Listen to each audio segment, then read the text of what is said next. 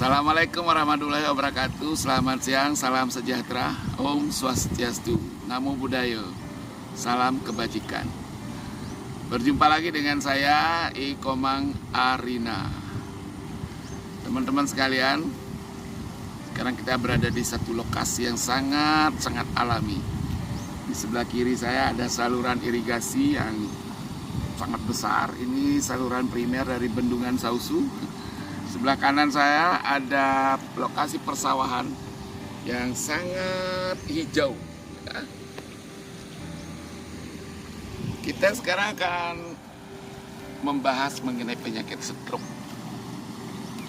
Penyakit stroke akhir-akhir ini menjadi penyakit yang semakin banyak kejadiannya, ya. Semakin mudah orang-orang penderitanya yang mengalami stroke.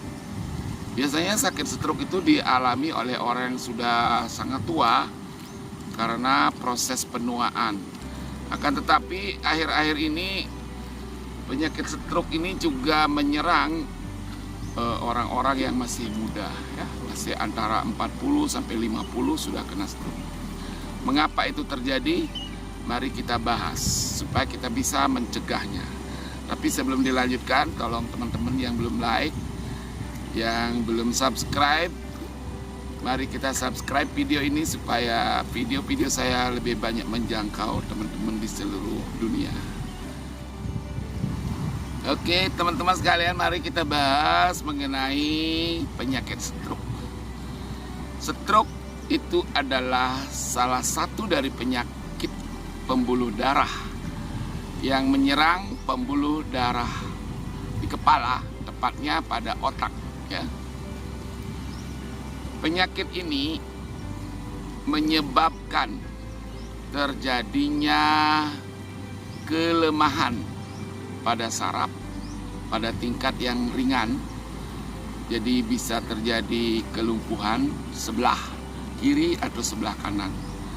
Tetapi kalau yang terkena pembuluh darahnya yang cukup besar, itu bisa berakibat fatal, menyebabkan orang itu segera meninggal setelah terjadi serangan. Teman-teman sekalian, penyakit stroke ini sebenarnya sudah dimulai sejak lama sebelum terjadi serangan. Nah, inilah yang harus kita sadari. Apa faktor-faktor yang mendukung mengarahkan terjadinya penyakit stroke harus kita bahas supaya kita bisa menghindari. Baiklah teman-teman, saya akan bicarakan mengenai faktor risiko daripada penyakit stroke. Ya, penyakit stroke itu seperti saya katakan tadi bukan terjadi nanti setelah terjadi serangan. Dia sudah diawali sejak lama, bahkan menurut para ahli terjadinya penyumbatan pembuluh darah itu sudah diawali sejak kita lahir. Beriringan dengan kita memakan makanan, meminum minuman tertentu, maka terjadilah penumpukan zat-zat sampah dari makanan yang menyebabkan pembuluh darah itu semakin menyempit. Semakin lama semakin menyempit, apalagi kalau kita mengalami beberapa faktor risiko berikut ini. Yang pertama adalah orang yang sering mengalami kelebihan kolesterol. Kelebihan kolesterol. Sebenarnya kolesterol itu bermanfaat bagi tubuh kita, ya, untuk membentuk tubuh yang bagus, kulit yang halus, mengkilat, rambut yang mengkilat, dan sebagainya. Dan juga berguna untuk berbagai sistem pencernaan, enzim, hormon, itu membutuhkan kolesterol. Tetapi ada kolesterol yang apabila berlebihan itu akan banyak menyebabkan penumpukan atau penyempitan. Nah, kolesterol yang mana itu? Menurut para ahli, kolesterol dibagi menjadi dua. Ada namanya HDL. high density lipoprotein. High density lipoprotein itu artinya ikatan-ikatan kimianya itu sangat kuat, tidak mudah terpecah. Terus ada namanya low density lipoprotein yang namanya LDL. Itu artinya ikatan-ikatan kimianya itu mudah pecah. Kalau dia pecah akan mudah menyangkut. Nah, secara kesehatan yang lebih berbahaya apabila kolesterol LDL itu kadarnya lebih tinggi daripada kadar yang dibutuhkan oleh tubuh. Teman-teman sekalian, makanan apakah yang banyak mengandung kolesterol? Tapi saya ingatkan bahwa kolesterol itu tidak semata-mata berbahaya. Apabila berlebihan, itulah yang berbahaya. Nah, makanan yang banyak mengandung kolesterol itu adalah makanan yang bersumber dari daging hewani ya. Jadi daging babi, daging ayam, daging kambing. Kemudian bersumber dari seafood, makanan lauk ya, seperti kerang, udang, kepiting. Juga termasuk makanan tumbuh-tumbuhan yang nanti di dalam metabolisme itu berubah menjadi kolesterol, seperti makanan yang banyak mengandung gula. Ya, pastilah beras atau nasi ya. Jadi kalau kita banyak konsumsi gula juga akan menyebabkan potensi kolesterol tinggi. Tapi yang menyebabkan kelebihan kolesterol dalam tubuh itu adalah selain karena makanan, itu karena lemahnya fungsi hati ya, fungsi liver. Seperti diketahui bahwa liver atau hati itu berfungsi untuk memetabolisme lemak untuk dijadikan kolesterol yang digunakan oleh tubuh kita. Teman-teman sekalian, ada lagi satu penyebab seseorang mudah mengalami kelebihan kolesterol. Salah satunya adalah ketika orang itu banyak mengkonsumsi minuman yang mengandung alkohol tinggi. Karena kalau para peminum alkohol tinggi itu dapat mengakibatkan kerusakan sistem hati ya.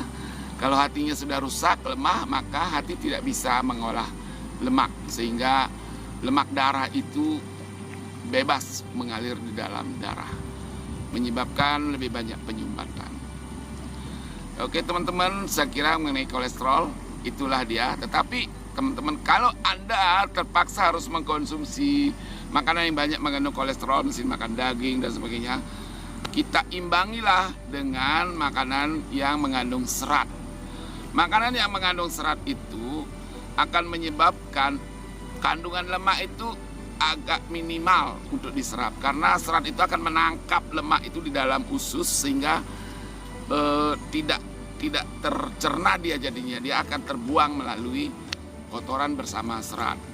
Makanan yang mengandung serat itu contohnya ya seperti sayur-sayuran, buah-buahan dan sebagainya. Jadi kalau Anda harus mengkonsumsi daging atau ikan atau seafood yang banyak kolesterol, mari kita barengi dengan konsumsi buah dan sayur yang seimbang. Oke teman-teman, kita beranjak kepada faktor risiko berikutnya.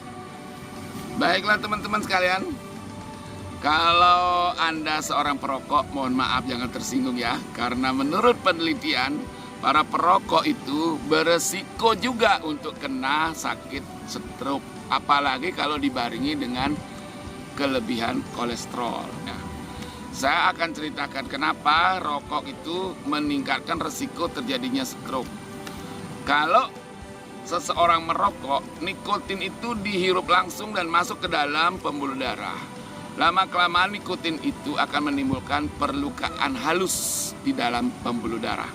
Jadi dinding pembuluh darah itu menjadi agak kasar. Nah, kalau dinding pembuluh darah itu agak kasar, sementara ada kolesterol juga banyak lewat, maka kolesterol itu akan mudah sekali menyangkut, mengendap pada pembuluh darah itu. Apalagi kalau pembuluh darah otak, karena sangat halus ya. Itulah sebabnya kalau para perokok itu dikatakan beresiko juga kena kolesterol. Tapi tidak semua loh perokok kena, tidak semua perokok itu kena stroke ya. Cuma dia resikonya ada. Oke, teman-teman sekalian, bagi teman-teman yang mengalami penyakit kencing manis. Penyakit kencing manis itu salah satu komplikasinya adalah stroke, ya. Karena apa? Tingginya kadar gula itu menyebabkan pembuluh darah itu menyempit di mana-mana. Di ujung kaki dia akan menimbulkan luka borok tidak sembuh-sembuh. Di mata dia akan menimbulkan buta atau rabun. Di otak dia akan menimbulkan penyempitan pembuluh darah otak sehingga terjadi stroke. Kemudian kalau terjadi penyempitan di burungnya, bukan di penisnya, maka orang itu akan impoten. Nah, penderita kencing manis itu berisiko sangat tinggi untuk terjadi stroke, penyakit jantung koroner, terjadi gangguan ginjal, terjadi juga luka yang tak sembuh-sembuh. Jadi bagi teman-teman yang menderita kencing manis, tapi jangan dulu takut. Saya punya banyak solusi, ya, solusi yang aman untuk Anda. Kalau Anda mau mengikuti saran-saran saya, videonya sudah saya unggah pada kesempatan yang lalu. Baiklah teman-teman sekalian, kita tadi ngomong yang berat-berat, menakut-nakuti aja ya. Kalau orang sudah kena stroke, itu nilai hidupnya sudah berkurang banyak ya. Tapi jangan khawatir, orang yang sakit stroke bisa sembuh lagi normal ya, asalkan dia menghilangkan faktor resikonya. Nah, untuk mengaktifkan saraf yang sudah lemah itu, otot-otot yang lunglai, yang lumpuh, bisa dengan melakukan terapi akupresur. Saya sebagai praktisi akupresur sudah membantu puluhan orang yang sakit stroke dan kembali normal seperti biasa. Asalkan dia mengikuti anjuran saya untuk menghilangkan faktor resikonya. Sebab kalau sudah disembuhkan, sudah diaktifkan lagi, bagus sarafnya. Kalau dia tidak hilang faktor resiko, dia akan kambuh lagi stroke-nya. Oke, baiklah teman-teman, mari kita bicarakan sekarang bagaimana terapi akupresur untuk menyembuhkan penyakit stroke. Teman-teman mungkin punya keluarga yang kena stroke, atau kalau diri sendiri tidak mungkin bisa memijat diri sendiri ya. Kalau ada teman-teman, ada keluarganya atau handai taulan yang kena stroke, bantulah dia. Kalau Anda mau melakukan terapi akupresur dengan cara seperti yang saya jelaskan berikut ini. Oke, baik teman-teman, saya akan tunjukkan titik-titik akupresur mana yang dipijat untuk menyembuhkan saudara kita, teman-teman kita yang mengalami stroke. Mohon perhatikan tangan saya. Oke. Untuk penderita yang parah seperti sakit stroke, kita harus memijat dulu kelenjar tiroidnya ya. Ini akupresur daripada kelenjar tiroid, karena kelenjar tiroid itu akan membantu menyiapkan tenaga supaya stamina penderita itu lebih cepat kembali. Kita bisa memijatnya seperti ini, ya, atau begini, tapi lebih bagus dalam posisi ini. Tekanlah ini minimal 30 kali. Kalau penderitanya sangat parah atau serius, ini akan menimbulkan rasa sakit ya, sakit sekali. Jadi kita kurangi tekanannya kalau dia merasa sakit sekali, supaya cukup merasa sakit sedikit saja. Ya, sampai 30 kali. Kemudian kita berpindah kepada titik berikutnya, yaitu tulang belakang. Ini adalah titik tulang belakang atau spinal. Karena setiap orang sakit berat, apalagi karena stroke, dia akan berhubungan langsung dengan susunan saraf pusat pada tulang belakang. Kita memijatnya seperti ini ya. Ini juga dipijat 30 kali paling kurang, paling banyak 60 kali ya. Oke. Selanjutnya, kalau penderita stroke itu mengalami kerusakan pada pembuluh darah otak, kita harus memijat otak ya. Seperti ini. Nah, kalau di tangan kurang efektif, kita pindah aja ke kaki ya. Kaki itu lebih cepat menyembuhkan. Oke. Ya teman-teman sekalian, saya perlihatkan kaki saya. Oke. Nah, untuk di kaki kita harus memijat. Ini kalau tulang spinal di sini ya. Ini sebelah sini. Ini kita pijat dari sini. Ya, berulang-ulang. Kira-kira 2 menit bolak-balik naik turun. Kemudian ini titik tiroid ya. Ya, ini titik tiroid sini. Oke, sekarang kita pindah ke otak. Ini otak di sini ya. Ini otak tengah. Kalau penderita stroke pasti sakit sekali ini ya. Ya, kita tekan sampai 30 kali paling kurang. Paling banyak 60 kali. Kemudian kita pindah, setiap ujung daripada jari ini adalah sinus atau pusat susunan saraf pusat ya. Kita bisa memijat seperti ini. Terus ini. Setiap titik itu dipijat 30 kali paling kurang ya. Jadi kita harus sabar, kalau dia kesakitan harus pelan-pelan pijatnya ya. Oke, ini kaki kiri maupun kaki kanan ya.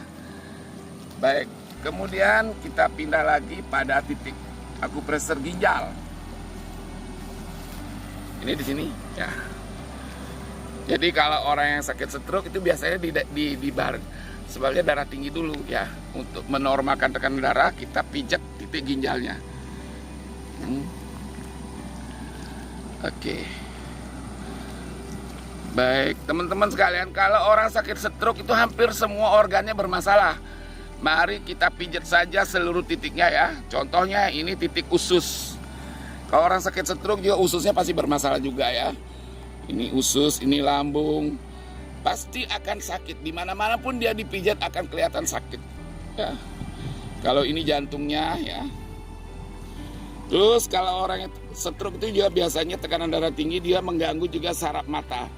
Kita pijat juga titik saraf matanya di sini ya. Kadang-kadang orang stroke itu juga pusing. Kalau dia pusing, ini saraf telinganya kita pijat. Oke. Ini baik kiri maupun kanan ya. Kiri maupun kanan. Teman-teman sekalian, kalau orang yang sakit stroke itu pasti lumpuh kan. Tidak bisa bergerak tangan kiri atau tangan kanan, kaki kiri atau kaki kanan. Untuk menambah kekuatan ototnya, kita bisa memijatnya di sebelah sini. Ya. Ini. Terus selain itu juga di sini. Ya, ini di samping juga untuk menambah kekuatan gerakan tangan. Juga ini di sini ada organ seks ya. Organ seks supaya hormonnya bagus.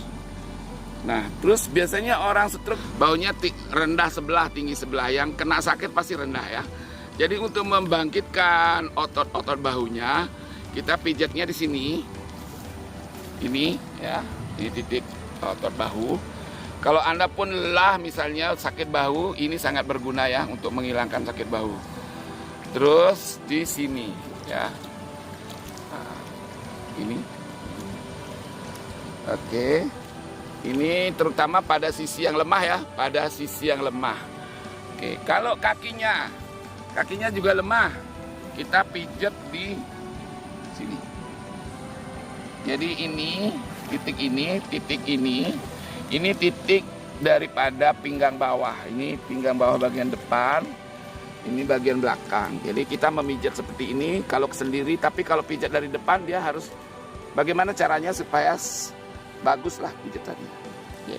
Terus ini titik pinggang bagian ini bagian alat kelamin ya. Oke. Ini pasti sakit sekali teman-teman. Kalau ini lebih sakit lagi kalau orang yang stroke karena hormon seksnya lemah. Ya. Itu kiri dan kanan.